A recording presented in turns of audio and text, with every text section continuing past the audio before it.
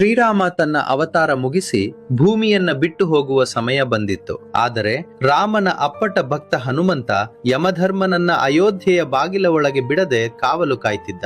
ಹನುಮಂತ ಇರೋವರೆಗೂ ಯಮ ಒಳಗೆ ಬರೋಕೆ ಸಾಧ್ಯನೇ ಇರಲಿಲ್ಲ. ಇದು ರಾಮನಿಗೂ ಗೊತ್ತಿತ್ತು.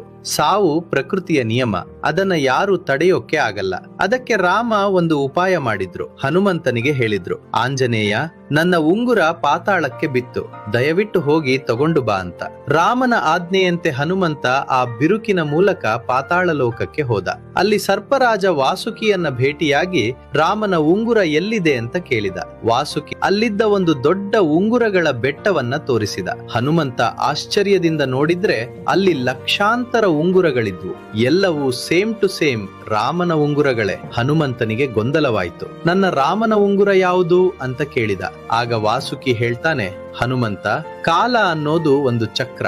ಎಷ್ಟೋ ಯುಗಗಳು ಕಳೆದಿವೆ. ಪ್ರತಿ ಯುಗದಲ್ಲೂ ಒಬ್ಬ ರಾಮ ಬರ್ತಾನೆ, ತನ್ನ ಉಂಗುರ ಬೀಳಿಸ್ತಾನೆ. ಅದನ್ನ ಹುಡುಕಿಕೊಂಡು ಒಬ್ಬ ಹನುಮಂತ ಇಲ್ಲಿಗೆ ಬರ್ತಾನೆ. ನೀನು ಇಲ್ಲಿಗೆ ಬಂದಿದ್ದೀಯಾ ಅಂದ್ರೆ ಭೂಮಿಯ ಮೇಲೆ ರಾಮ ತನ್ನ ದೇಹ ಬಿಡುವ ಸಮಯ ಆಗಿದೆ ಅಂತ. ಆಗ ಹನುಮಂತನಿಗೆ ಅರ್ಥವಾಯ್ತು, ಹುಟ್ಟಿದ ಮೇಲೆ ಸಾವು ಅನಿವಾರ್ಯ. ರಾಮನಿಗಾಗಲಿ ರಾವಣನಿಗಾಗಲಿ ಕಾಲಚಕ್ರ ಒಂದೇ ಅಂತ. ಕಣ್ಣೀರು ಹಾಕುತ್ತಲೇ ಹನುಮಂತ ಸತ್ಯವನ್ನ ಒಪ್ಪಿಕೊಂಡ. ಈ ಕಥೆ ನಿಮಗೆ ಇಷ್ಟ ಆಗಿದ್ರೆ ಫಾಲೋ ಮಾಡಿ, ಜೈ ಶ್ರೀರಾಮ್ ಅಂತ ಕಮೆಂಟ್ ಮಾಡಿ.